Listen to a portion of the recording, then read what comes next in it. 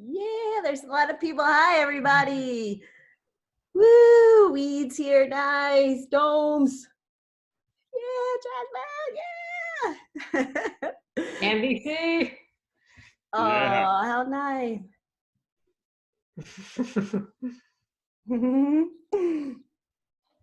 What's up, Dan?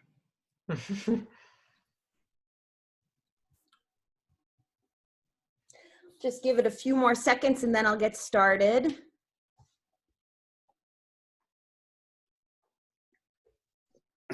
Isn't it funny? You can't really look anyone in the eye. It's like closer than ever to people, but you can't look them in the eye, right? Okay, Dan, I'm looking at you. All right, everyone, it is noon, so I'm going to get started. So welcome, everybody. First and foremost, thank you so much for your time and your energy this morning, this midday, or this night, depending on where you are in the world. We greatly appreciate you joining us today.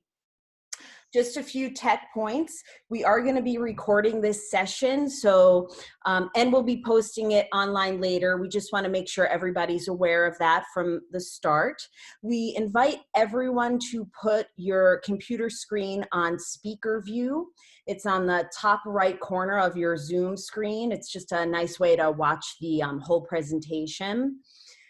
Everyone is also invited to join in on the chat. It's at the bottom center of your Zoom screen. You can chat to individual people or the group as a whole. If you have any questions throughout the presentation, you're invited to put those questions in the chat. Sarah will be monitoring that and then managing the Q&A at the end. Sarah is helping behind the scenes as well.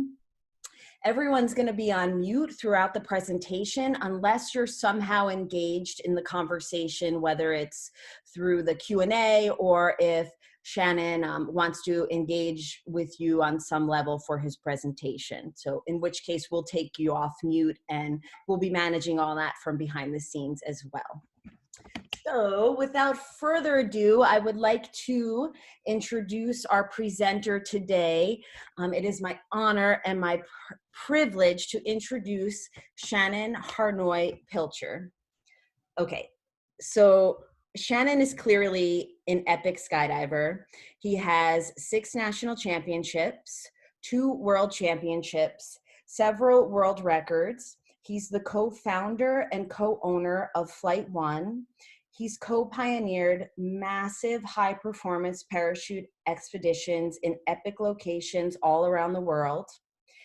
He's coached dozens of champion teams in multiple disciplines, including my VFS team that Sarah Curtis and I were on for a decade.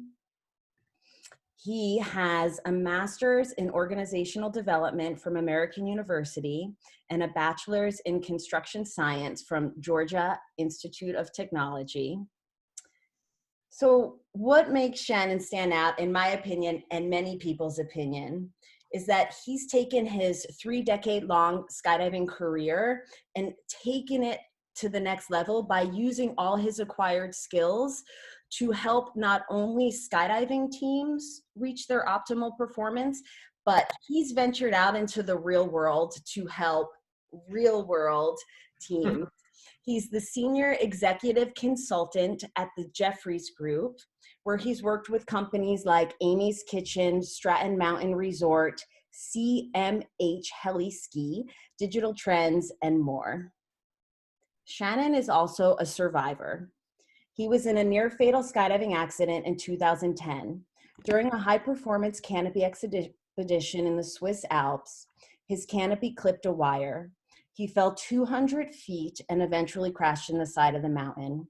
He suffered a major brain injury, a fractured skull, more broken ribs than worth counting, broken bones in his arm and his hand. His survival was nothing short of a miracle, and his testament to his strength and his commitment to life. Shannon is a father and a husband to the wonderful Shannon Pilcher, who's one of the Project 19 organizers and helping from the behind the scenes also today. Shannon deeply cares about people and their happiness and their ability to be the best they can be. In the words of his teammate, JC Colclasure, Shannon is a true warrior, spiritually and competitively. He is just one of those genuine men that you don't always find. Hey, Coach, thank you so much for joining us today. Awesome. Thank you, Amy. Man, talk about a way to really rattle your preparation when you hear something like that. I often say that our image is bigger than we are, and when I hear Amy say all of those things, I'm just like, it doesn't seem like me. It seems like some other person she's describing. So thank you very much, Amy, and thank you all for being here. I hear that there is a 24-hour dance party happening right now, a virtual dance party, and I'm guessing some of you maybe are even meandering back and forth between the two. So thank you for that. I can't say I would like to be there if I didn't have a 2-year-old. I wanted to, before I dive in, I wanted to say I have a lot to go over today. I'm really, really excited for this opportunity and about the content of the things I want to share. But I've spent a week trying to take, years of stuff and compress them into an hour in a way that I think will be most helpful for you. So I'm going to go fast, and I'm going to ask that you take notes, and I'll get back into that in a second. Before I do, though, let me thank the Women's Leadership Network. I see that, Domi. The Women's Leadership Network. I've been watching that organization for the last few years really push some initiatives that we've never seen in the sport, and I can't think of a better way to celebrate the women's rights and the women's movement than with this Project 19 effort and this record attempt that I think is quite a challenging goal. I'm going to get back into that. To be kind, I'm going to circle back to that in a moment. But I think it's just such a great way to, what is the mission? To inspire women to be brave and to be bold and live daring lives or brave lives. So I can't think of a better way to do that. And I just want to thank the Women's Leadership Network. And then also I would like to thank Amy and Sarah. I've known both of them for years, and I know that, and all of their organizing team, I know that there's a lot that goes on behind the scenes of an event such as Project 19, but in getting ready for this presentation, I get to see there's so much more behind the curtain. I mean, the way Amy did the introduction, that's not just off the cuff, she puts a lot of effort into making that come out good for everyone. So thank you, Amy and Sarah, for your hard work, not only in the organizing, but in this taking advantage of this crisis that we're in so that we all have an opportunity to share and learn together. Yeah, thank you, ladies, and all the rest that are helping you on the organizer team. I had the notes. Yeah, I wanted to come back to the notes. So I saw Domi had a notebook. Grab a notebook if you had one, because I really am going to go fast and don't write down all the things you see on my PowerPoints. I'm going to give Amy and Sarah a 2-page summary of everything I talk about that they can email to the whole group.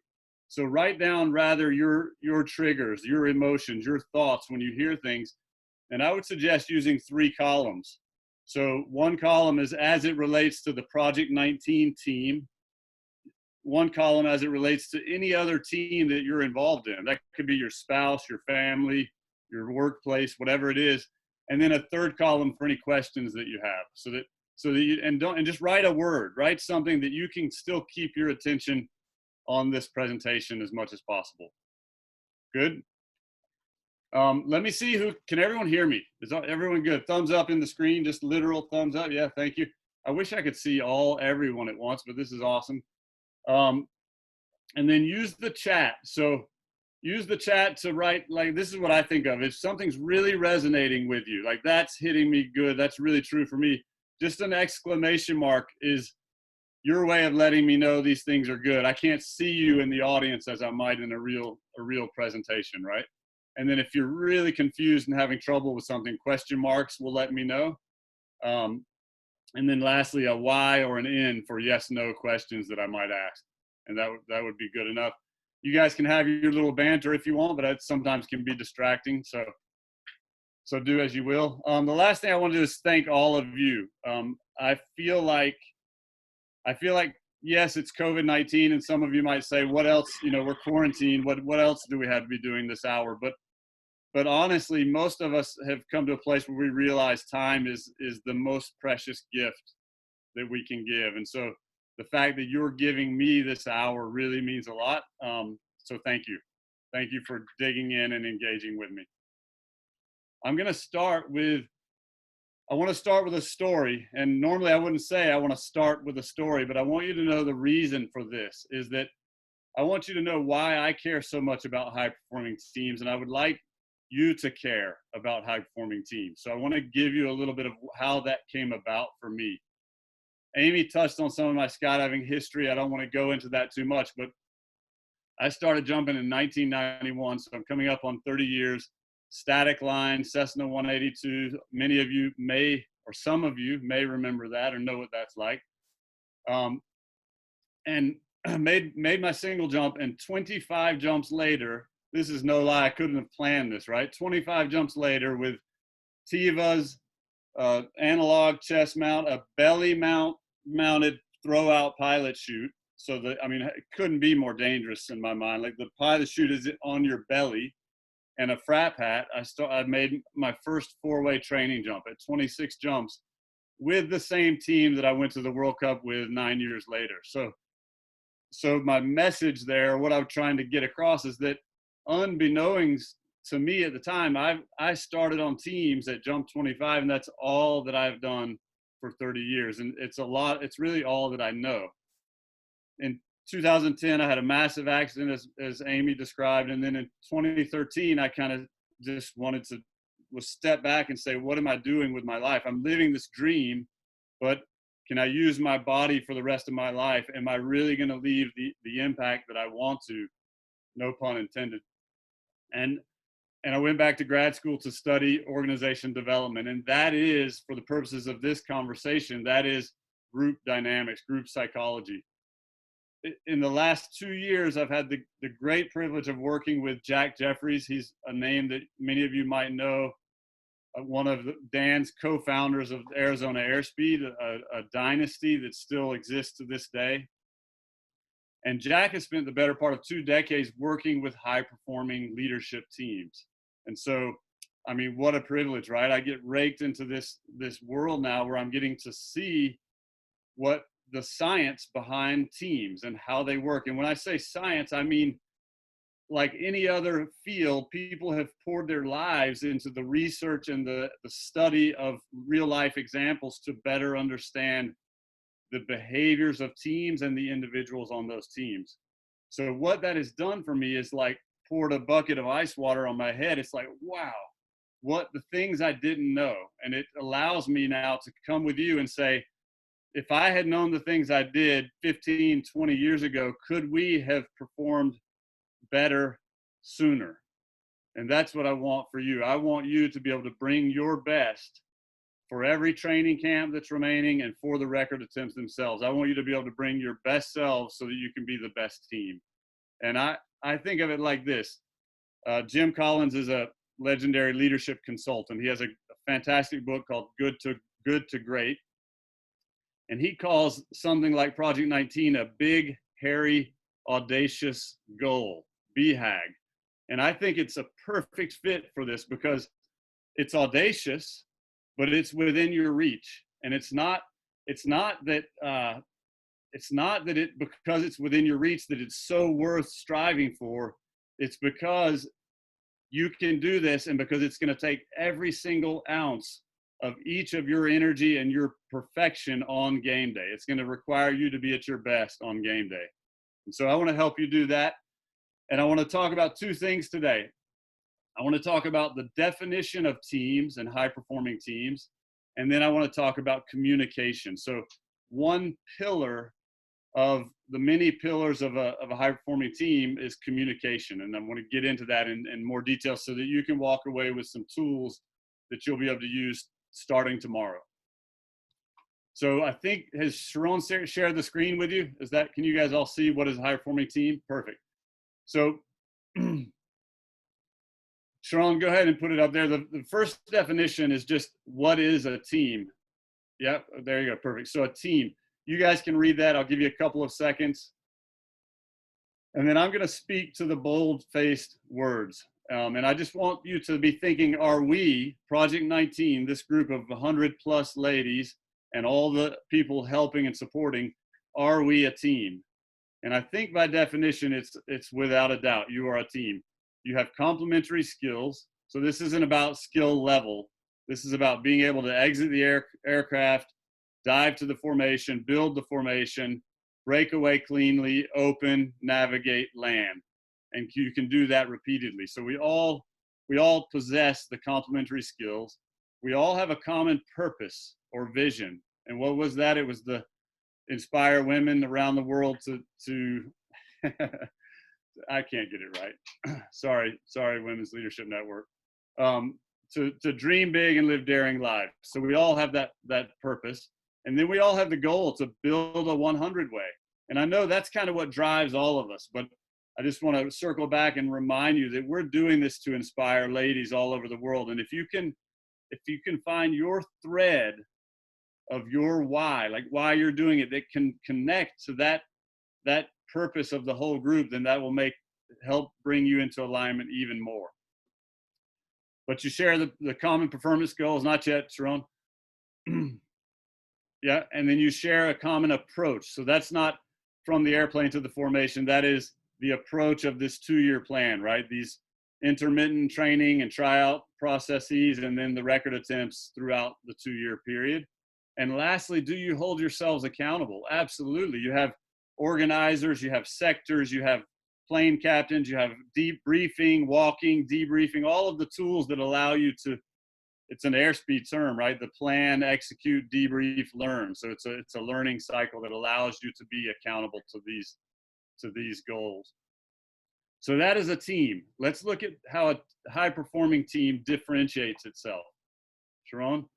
Perfect. So I want to pull back and really slow down here. So high-performing teams exceed expectations by modeling. That's not in boldface, but what is modeling? By modeling, I think of modeling as when you're showcasing something, you're a perfect representation, right? You're a model for this form or this entity. So in this case, high-performing teams model, they perfectly represent extreme ownership. What is extreme ownership? Extreme ownership is a team mindset. So it's getting out of the self and it's getting into the team mindset. And that means that every decision you make from now until the next training or records, every decision you make, you're putting the team lens on top of it. Yeah. So you're thinking whatever you eat, whatever you sleep, how often you exercise, is that to the advantage of this team's vision and mission? That's extreme ownership. And a step further would be to go out of your way to help people be accountable to that same behavior. I'm going to get into more detail in a moment, but they also model, high-performing teams also model transparent communication. I'm going to spend the rest of this presentation talking about communication, so I'll leave that for now. And then thirdly, they model integrated collaboration. So that is just, in the SEAL community, they say 2 is 1 and 1 is none. And that means we don't do anything without another. So it's everything happens in unity, and it's about embracing the idea that I can capitalize on the diversity of the group. I can do so much better with the group than I can with myself. So if we can really start to lean into those behaviors. And then lastly, it's all founded on a foundation of trust. And I really had trouble here trying to squeeze in a lot about trust, and I realized in all the science, all the literature on high performing teams, there's no pillar of trust. There's conflict, communication, collaboration, but there's no pillar of trust. And the more I looked at it, I realized trust is the very foundation and the glue. It is the mortar. It is what keeps all of this together and makes it possible. So what I will say in regards to trust is just simply that there's, first of all, there's endless research on the topic, and that there is no behavior in a high performing team, but skydivers have a privilege. I think of you guys on this 100 way Project 19 as having both a handicap and a privilege. The handicap is that you jump together about 2 or 3 times a year. Yeah. So your time together is really cut to a minimum. And that means it's a lot harder to accelerate the development of trust on this team. The flip side, or the privilege that you and all other skydivers share, in my opinion, is that the nature of the sport we share is that we're saving our lives individually on every single jump. And when we're jumping in an environment with 100 people, that that behavior of saving our lives is now cast out onto the whole team. It's our responsibility to take care of each other, right? So it's paramount that we break off and we separate, for example, and that we have clear airspace and that we watch the canopies all the way down. It's essential that we do those things. So in the sky, trust is heightened. Like I would say more than any leadership team that I have the privilege of working with, the trust is what's the word for it? It's inherent. It's an inherent part of your dynamic in the sky. But does that translate to the ground? Not necessarily. Sometimes it does, sometimes it doesn't. And so that's what I want to talk about. How can we build and develop, accelerate the development of trust on the ground? And that is communication, right? So I told you I was going to really hone in on communication, and I've got about 25 minutes now. I'm going to spend the rest of this time talking about communication.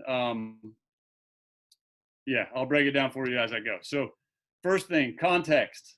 The communication for this team and this group, I mean, you can add to this, but the ways that any two or more of you communicate are numerous, right? So it can be in the briefing, in the walking of the jump, in the walking to the plane, in the airplane, even on the climb out and exit with body language and facial expressions. Yeah, even in the sky, quite honestly. And then on the ground while we're stowing our toggles, while we're walking in from landing, while we're laying our gear down, between pack jobs, between everything. There's communication happening all the time. So that is the context.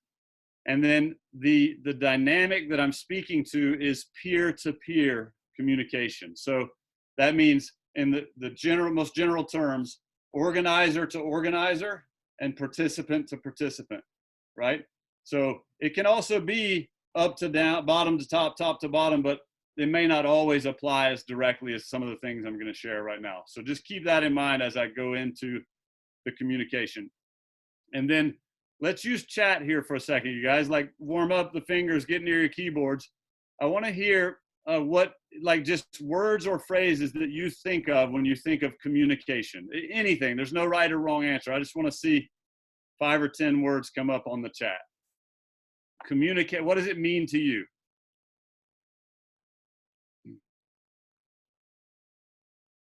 Awesome. I'm going to read them off to you. Keep giving me some. Listening, talking, clarity, body language, patience, understanding, expressing, vital, focus. Okay, that's enough. Thank you. Awesome. Thank you, guys. Listen, I got what I wanted out of that, which was about half and half of you expressed things like getting my message across, being understood, helping someone understand what I'm saying. And it's great. Some of you had the other side of it, but the reality is we have a deep-seated human need to be understood, right? Do you guys, does that resonate with you? Like, for me, it's the worst. I cannot stand to be misunderstood. Like, I mean, I can't let it die until I know that I'm understood clearly. And so it's not only do we have a need to be understood, but psychologically, the fact is intent and interpretation are almost always different. So that means right now, as I'm sharing with you this message, it is likely that how many of you, there's 32 of you here. There's only 32 here. Oh, that's disappointing. So there's 32 of you here, and there's likely 32 interpretations happening to at least to a nuanced degree. Yeah, does that make sense? So what it leads to is that communication, there's 64, awesome. So what it leads to is communication is a conversation. And if it's a conversation, the way that we build trust is by listening effectively. I see a lot of laughs and I'm cutting jokes and stuff too, but I want to make sure you guys heard that last part. Yeah. communication is a two-way street. We all know it. It's a two-way street, but it mandates that we're curious to understand what the other person is saying. Yeah, we have to develop that curiosity. And so that's what I'm going to go into right now is a little bit more about how we listen to build trust. There's two ways that high-performing teams communicate. Next slide, Sharon. There's two ways that high-performing teams communicate. Oh, no, you're there. Thank you. They listen for understanding, and they talk straight with one another. So I'm going to go over the listening portion now and then circle back to the talk straight at the end. This is where you're going to need your notes and the questions and anything else you might have. So just so everybody knows, KDP is in the house with a mullet and a mustache, I heard.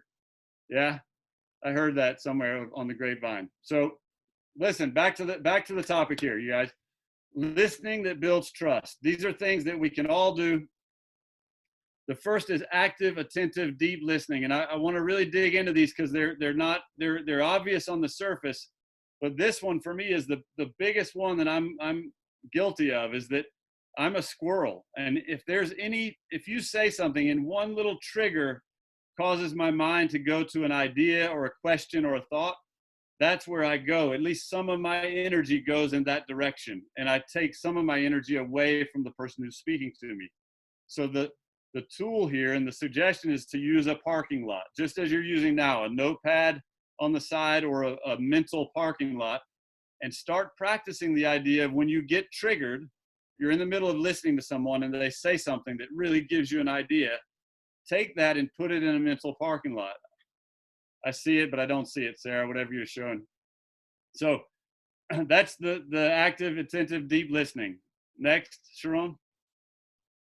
The next one is, what is it? Testing your interpretations. Thank you. So this is asking clarifying questions or paraphrasing back. Some of you probably have people in your life that communicate this way. My best friend, my business partner, Ian Bobo, anytime I say anything, he says it back to me in his own words. And it's really been a great mentor for me over the years. He has, because it has the effect of letting me correct what he's interpreting and helping me build trust, helping me know that he's committed to understanding what I'm saying. And nothing goes further than ask, it's not out of line to interrupt people and say, hey, wait a minute, are you saying, and paraphrase it back to them. There's nothing wrong with that.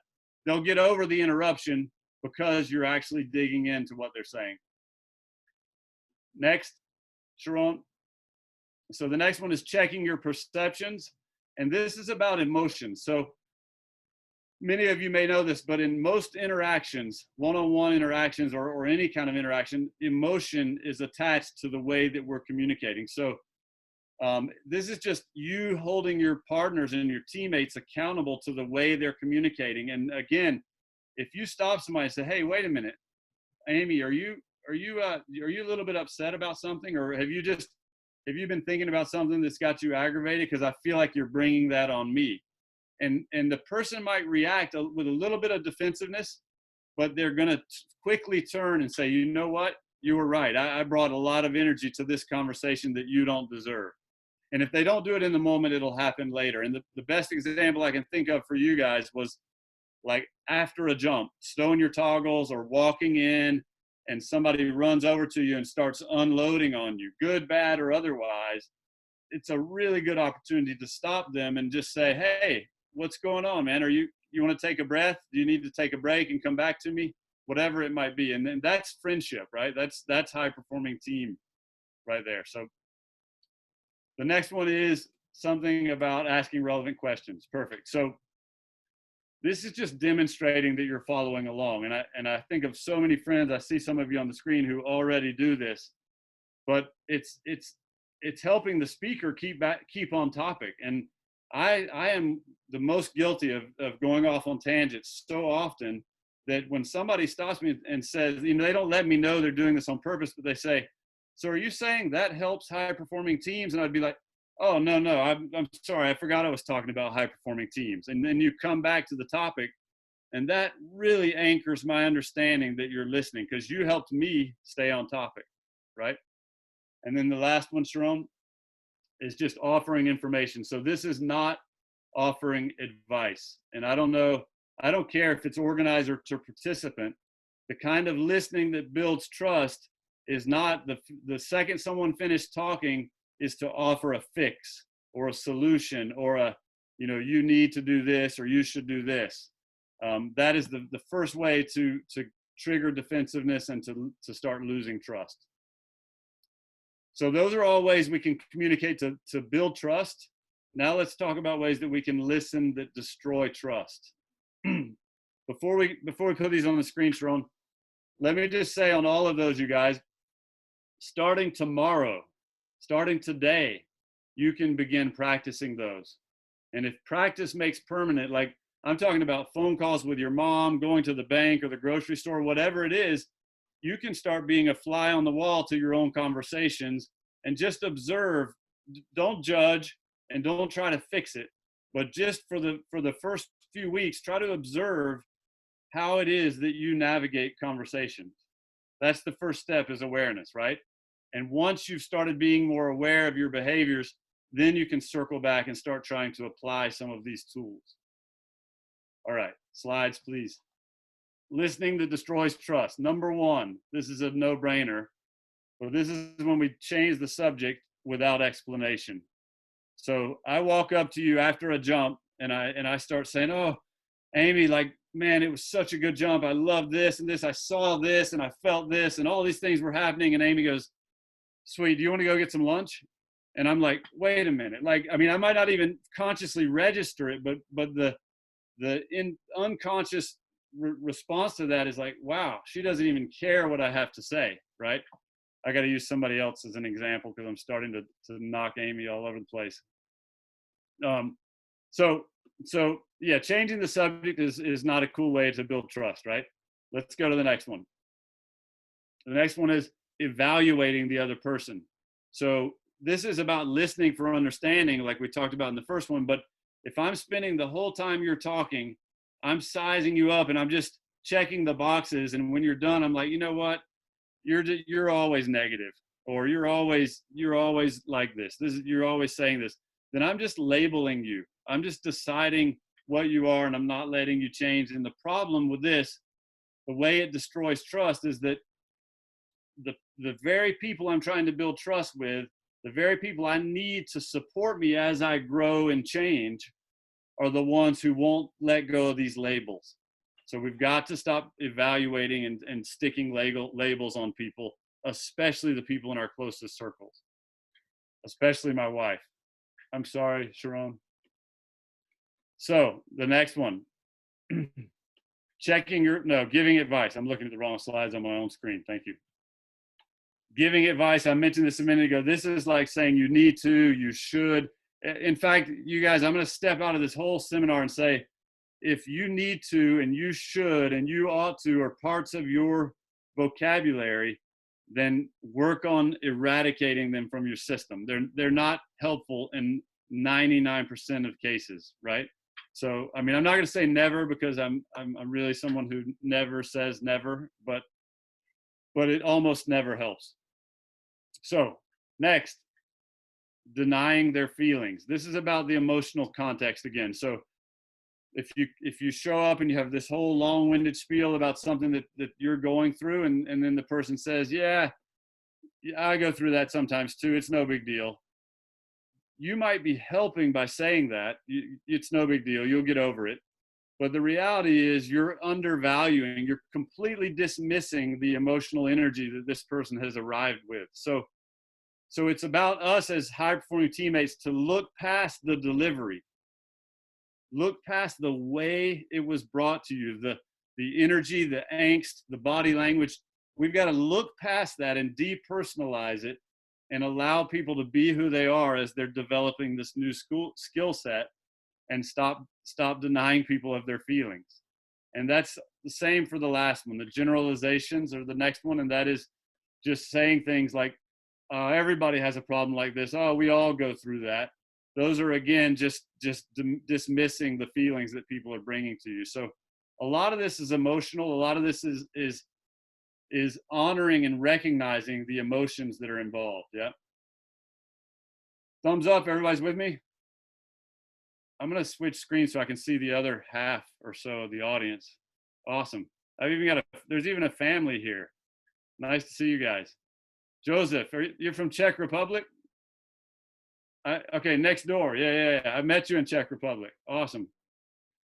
Awesome. Okay, so that's how teams listen. Yeah, that's how high performing teams listen. And I'll just back off again and say that it takes practice. It takes intention to change behavior, right? And I can't let this go, but it starts with awareness. Keep it simple, be kind to yourself, and start paying attention to how you communicate. That's it. And then start practicing changing your behavior little by little. The next thing I want to show is how high performing teams speak to each other. So how do they talk to each other? Don't go there yet, Sharon. Just give me the crowd, please. I want to speak to you guys before we put the PowerPoints up. I want to talk a little bit about wait, I'm trying to find my own place now. Yeah, no. I want to talk about how teams speak to each other. And I'm going to put a model up, and I just want you to follow it through me. I'm going to go very quick, but go ahead and put the model up, Sharon. There's two axes on the model. There's a horizontal and a vertical axis. And the vertical axis, as you see, is care personally. The horizontal axis is challenge directly. So behaving with radical candor is that green quadrant in the top right. And that is when we care personally and we're willing to challenge people directly. So the example I'm going to use that we can all be familiar with is, I've got spinach in my teeth, or my colleague has spinach in his teeth as we're walking back into the office. And I see it as we enter. And if I'm behaving with radical candor, I say, hey, John, I notice you've got something in your teeth. I always like it when people say that to me. I hope you don't mind that I said anything. And then John runs into the mirror and he gets the spinach out, and his trust is immediately launched forward because he knows that I've got his back. The opposite is true if you look at the model on ruinous empathy, is where I care deeply, but I'm too scared to challenge. So in that same example with John, I see the spinach in his teeth, but I'm scared to say anything. So we go into the office together, and 5 minutes later, one of our colleagues, no, sorry, I'm jumping ahead. We walk into the office together. Where did I go? Ruinous empathy or obnoxious aggression? I'm not even paying attention. Okay, I went ruinous empathy. Let's go obnoxious aggression because it's better in this order. So this is where I challenge, but I don't care. I don't demonstrate that I care. So I don't say anything about the spinach. We walk in, and one of our colleagues notices it. Or we walk in, and I say, hey, John, it's nice that you brought your lunch back to share with all of us. And then he runs into the bathroom, and he sees the spinach, and he says, he's thinking to himself, why the hell didn't Shannon let me know before we walked in the office, right? So I took advantage of him to the expense of everyone in the office. And now to ruinous empathy, on the top left, is where you care deeply, but you're not willing to challenge. And this is where you don't say anything. You go into the office. 10 minutes later, one of your colleagues says something, and John is left saying, why didn't you tell him to begin with, right? So it started to erode the trust between you. And then manipulative insincerity is where you also don't have the courage to challenge, and you also don't care. But this time you're more worried about yourself. So you're like, I don't want to humiliate myself by saying anything. You just keep quiet, and John gets embarrassed by someone else later. End of the day, I'll leave it at this and we'll move on. Radical candor, like I've been using this for 5 years probably, and it's really great. It's a 2x2 matrix, a little 2x2 model. And so anytime you have something sensitive or delicate to communicate, you just ask yourself, do I care, or how much do I care? And am I willing to challenge this person? And then you think more carefully about how you communicate it. So I think the bigger message there is thinking before you speak, right? And we could all probably be better at that in some cases. Okay, so let's move on to, that's how we convey messages. Now let's talk about how we give and receive feedback. And I'm going to start with receiving feedback because This is one we have the least control over. You're going to get feedback day in and day out, whether you ask for it or not, right? But you control whether or not you give feedback, and that's a little bit harder to do. So the nuts and bolts of receiving feedback, Sharon, if you can just put that on the screen. Yeah. The nuts and bolts of receiving feedback are right there in your face. Feedback is a gift.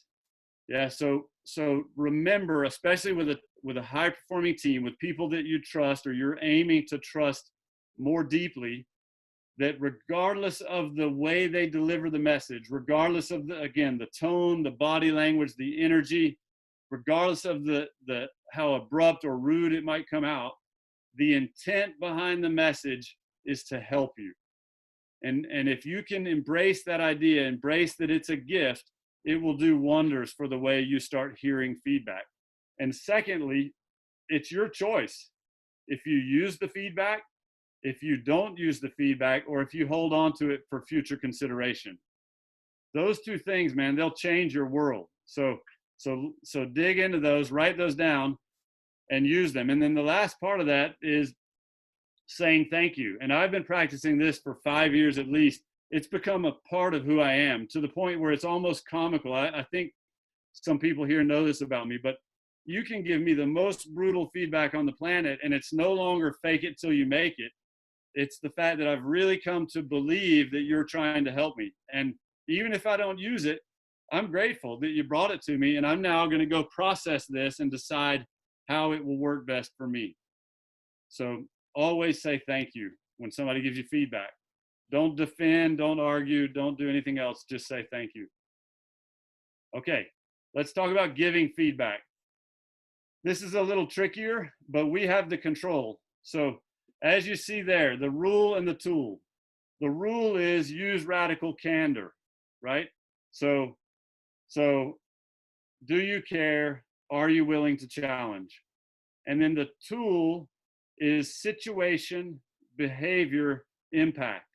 And the way that looks, and I've tried to think of examples for you guys, but the way that looks is, I chose this specific, so just go with me here. But if we just landed from a jump, and I've had time to think it through, and I lay my gear down, and I walk over to Anna. Hi, Anna.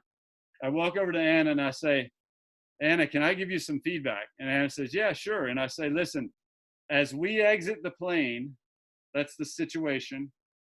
The last thing I see is your rig in my face. I feel like there's no way for me to get through the door. That's the feedback. Done. That's the feedback. I'm not telling her to change something. I'm not accusing her. There was no language in there of saying, let's say it another way. Hey, Anna, as I leave the plane, you're hitting me in the face every time we go through the door. How does that sound different? How does it feel different? I'm telling her that it's her fault that I'm not getting through the door, versus telling her, hey, man, I've got a problem. It's your rig in my face. I don't know what's causing it, but I can't get through the door. There's a big difference. And what that employs is it raises it lifts the barriers and allows Anna to like feel empowered to share with you and like try to work this out. So situation, behavior, impact. And that leads me to the very last part of this is I wanted to say, yeah, you can go there. I've added this. So this is what, once you've, I know you can see the screen. It's my fault. I wish you couldn't yet, but once you've been practicing communication, leave it on the screen, Sharon. Once you've been practicing communication, you become more aware of how you communicate. You start trusting each other to use straight talk. You start employing situation, behavior, impact. Then as a high performing team, we can employ the powerful ask. So I might say to Anna, as we exit the airplane, the last thing I see is your rig in my face, and I feel like there's no way for me to get through the door. Can you work through this with me? Or I need you to look at the video with me because I'm not going to be able to do this jump again unless you help. Or it could be as direct as, I want your rig out of my face because I can't do it otherwise. But I'm still not accusing her of it being her fault. And then you might water it down and say, hey, Anna, can you look at this video with me? Whatever it is, The powerful request is how you close the deal on that. Yeah. So I think that's kind of all I had. Yeah. I wish I knew what everyone was laughing at. I hope it's not me. I'm so insecure. Yeah, that's it. Powerful request is it. I hope you have made good notes, and I'm going to give you a second to ask questions in a moment. I wanted to end with some straight talk example to you, literally. And it's not a powerful request. It's not feedback. So it doesn't involve situation, behavior, impact, but it's how I feel about this project and what you're doing. And I mean, make no mistake, to me, it is a big, hairy, audacious goal. And for those of you who weren't here, I defined that in the beginning. But to me, that means when it's go time, whether it's training or the attempts, it is essential that you start behaving as a high-performing team. And that means becoming aware of your emotions, aware of the way you communicate, and communicating in a way that you are building trust within the rest of the girls on your team. Yeah. And I trust that each of you will take this imperative seriously, that you're here and you're really listening, that you will reflect on some of the things we've talked about, you will become more aware of your behaviors, and that you will show up with your best self on game day. Thank you. Unmute. I want to hear some claps.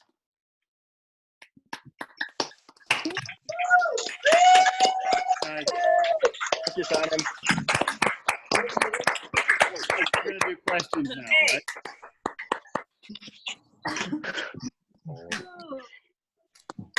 That was awesome. Thanks, Shannon. Thank you, guys.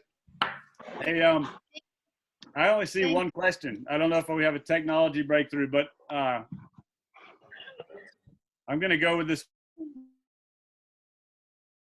If Amy or Sarah need to ask some, we can. But and the name is quite difficult for me. But Levi Pimental, and the question is in relation to feedback or radical candor. Is it okay to relate to someone's problems and empathize, sympathize, as long as we don't downplay another's experience? Absolutely. And I think it's essential. I mean, I think that is the name of the game, is you're showing that you heard, you feel, you can connect where they are. And the key thing I would say there is, do not steal the thunder.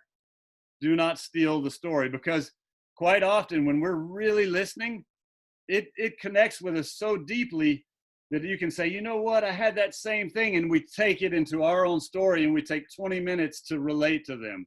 And now they've lost all the energy they were trying to express to you. So absolutely do that, but don't steal the thunder.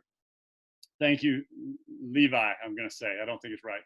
Hannah Parker. Hannah, how would you recommend communicating with other people who may not have such good communication skills as these? It's a really great question, because I find, as I've been immersed in this for the last few years, that's every conversation I have. I'm not great at it, but I'm very aware of it. And so what I'm finding is that I'm micro analyzing every single conversation I'm in, and it just becomes maddening. You've got to cut free and just let people be who they are. So Hannah, my suggestion is demonstrate, like lead by example in the way you communicate, but don't hold people to some strict guidelines that they're not aware of, right? And then the next question, Melissa Lowe. Hi, Missy. Does anybody know the name Missy? When we skydive, we've increased our adrenaline and tend to be incredibly emotional. What is your advice to recognize this before communicating? I think to keep it simple is that. Recognize that right now. Everybody recognize that it's skydiving is amped up tenfold for sure. I would say that almost any time we communicate, if we haven't thought about it first, if we haven't, to tap back into Dan's seminar last week, if we haven't visualized it first, then we're likely carrying emotions into the conversation. So the bigger message is, anytime you go to say something, check your emotions, check the full system, your mind, your heart, your feelings, all of that before you go into it. Dan, BC, what is it we specifically need to trust in our teammates. Thank you. That's awesome. I really battled with not being able to include a whole section on trust here, and I still can't do it right now in 5 minutes. And I don't know the full Monty of that answer, but I would say what we need is to support and to feel supported no matter who we are. And so, this is just one answer to that, but for me, what I think of is that we need to be allowed to be messy as we learn how to be better teammates. So if it's communication, I need to be rude or obnoxious, and you see through that, or you see past that to my better self. And then I need you to hold me accountable to that. So the difference it isn't about just letting things slide.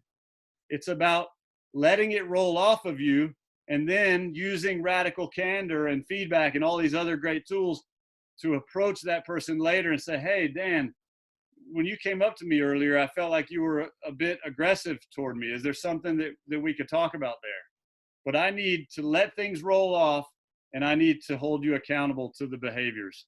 And I need the same from you. I hope that was a good enough answer for now. Angela Stroman, how do you deal with someone who is aggressive and angry when you're giving feedback? It's a great question. I mean, you put up the hand. No, I don't know. Like it's really easy. Like, I mean, it's really hard. You just have to say, whoa, what's going on here? Can you check in with them? If it's a teammate, then this is where you say, listen, I can't communicate with you this way. I need you to step back and think about how you're coming to me, or something like that. If it's someone you don't respect as much, or you're not trying to build trust with, then you can, I don't know, you can be rude and say, get out of my face. Alex, Jordan, it's awesome seeing all these names, you guys. I wish I could say hello to everyone. How do you deal with someone who is aggressive? No, that's what I just read. Tata Flyer, when you train with the team, are some days when us vertical to stop training? How do you notice when? I didn't understand the question. I'm sorry. All right. This is a uncomfortable lull. I don't have any more questions. We still have 9 minutes, man. I hurried through that. I thought I was going to get bombarded with questions. I'm glad, though. If you guys have everything you need, should we turn it into Shannon, I got a couple of questions, but I can't keep up with putting them in the chat. Okay, just say them. Okay, cool. This one's from Phoebe CM. Any tips on how we can build trust within our team of people right now when we can't jump together to get ahead when we're back in the sky, so that we are already ahead in the trust game? Yeah, I mean, I think a lot of these, like, it's like, what is the quick answer to these things, right? And I think there are probably lots of creative ways to do this. And I'm not patronizing the Women's Leadership Network or Project 19, but this is one fantastic way. And I know that I think you guys have like a regular smaller group virtual sessions that you're having, and that is fantastic. I could talk with some of you who are organizing that about being a little more intentional and strategic about those sessions. And then outside of Project 19, you can do these same things with your family groups or with some of your colleagues at work, you know, just having small group virtual interaction with pretty open forum, but sometimes a little bit of a guided outline to help all voices be heard and supported throughout. You want me to read that next one, Sarah? Yeah. Alina says, any tips on how we can build trust? I think you just asked that. Any tips on how we can build trust within our team of people right now when we, yeah. Okay, sorry. That's all right. Next one coming up. Oh, no, that's the same thing. We could, I mean, maybe Here, we got another one from Erica Lopez. Erica, what's up, Erica? What are some key things a team should write down and clarify that will be beneficial in maintaining trust in the team and training throughout the journey? Yeah, I mean, the main thing that comes to my mind right now is a team charter. And so I do it with all my teams. I'm sure Dan and Pete do similar things like that, but it's just agreeing on your norms of behavior, right? And how you're going to communicate, how you're going to collaborate, how you're going to make decisions, what roles and responsibilities you have, all of those things. I'm kind of just going from bottom to top, but the first and foremost thing, and I almost made it the center of this conversation today, is about aligning on the purpose of the team. What is the vision of the team? Why are we doing this? Not what are we aiming to do, not build a 100 way, but why are we aiming to do it? To inspire women around the world. So that is probably one of the biggest things you can do. We've got another good one from Alex Jordan. That's two from Alex. We can't talk to Alex. Oh, okay, two from Alex. Maybe I said this one already. Come on, Alex. So Alex said, goes without saying, if possible, one should have a coach to facilitate this process. It's just it's like everything else, right? Most of us nowadays have learned. I mean, most of us in this circle right now, not all adults, but we recognize the value of coaching, right? So coaching isn't about teaching you something you don't know. It's often about facilitating your discovery. So that's how I think of coaching and everything that I do. So with a team like this, just, having someone facilitate the very process will make it that much better. And it was a two-part question. He says, is it your opinion that coach dependency can be a counterproductive thing sometimes? Yeah, I mean, I can make a snide remark and say it's about who the coach is, right? But at the end of the day, the coach, I think most coaches who have taught me over the years and have been my mentors have taught me that they're doing their best if they can coach themselves out of a job. And so that's what we're aiming to do, is empower you with the tools to help you do everything on your own, right? And kind of a related question, Donna Jean Jones asks, if there is no resolution between two people, should we bring in an objective voice?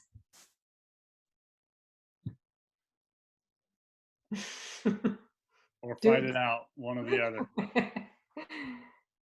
That's my answer. Okay, we got one more. We're getting close to time here, but we got one from Tim Cool. Any advice to overcome the fear response that hinders challenging directly? Yeah, good question. I think I do have something with that. It comes down to, in my opinion, this is not the first time I've had this question. It comes down to accessing your deeper humanity. And I mean that sincerely. So accessing your curiosity about who this other human being is, and understanding where they're coming from and why they might be coming from that. And that why, since you don't know the answer, if you can become insatiably curious about why they are being so defensive or unable to try to communicate with you, that opens the door for you reaching out, like communicating with them with love. And I try not to bring love into this whole presentation, but it just slipped out of my mouth. Awesome. Thank you, guys. Is there something else? No. Thank you, everyone. This was so awesome for me. Thank you. Yay! Thanks, Shannon.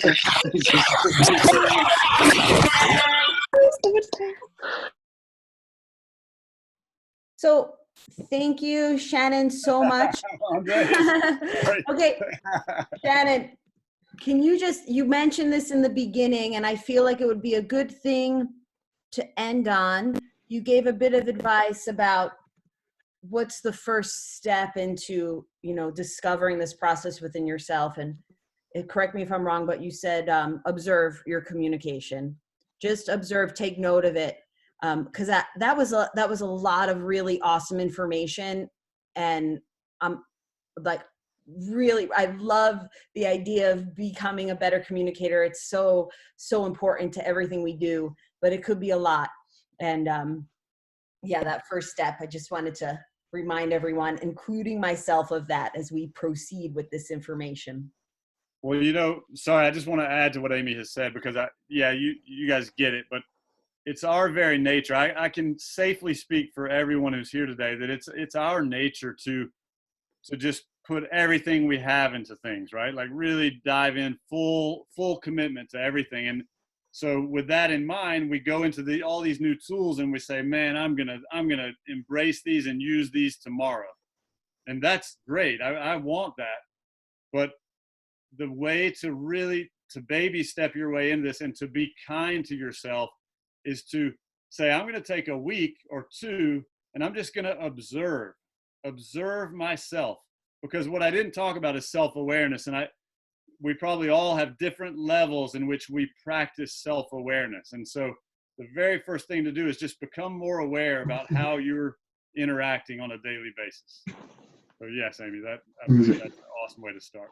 Thank you, Shannon, so much. And thank you everyone for joining. We will be posting this full video online later today. And if you're interested in any more of the Project 19 link ups, they're all posted on brokenrecords.world. I would like to let everyone know, if you don't know about the movie called Sky Jumpers. It's on Amazon as well as iTunes. It's free. It's epic. I can't believe I didn't know about it until I started doing research for this seminar, but it's so good. Be ready to cry. And yeah, I hope everyone's well and safe. And Shannon, thank you again. Thank you all very much. Yep. Thank you guys. Peace. Hey guys, I just want to say one more thing before we all go. Then the next link up coming up is J. Russ and Steph talking about how VFS, training VFS, can help to make you a better big wave flyer or just a better skydiver in general if you're not looking to do big waves. So check that one out. It's on Wednesday. I just put the link in the chat to the brokenrecords.world website where all the link ups are located. So keep checking out all the new ones we've added. And Shannon, thank you so much. That was amazing. I personally got so much out of that, and I hoop the team did too. Everybody.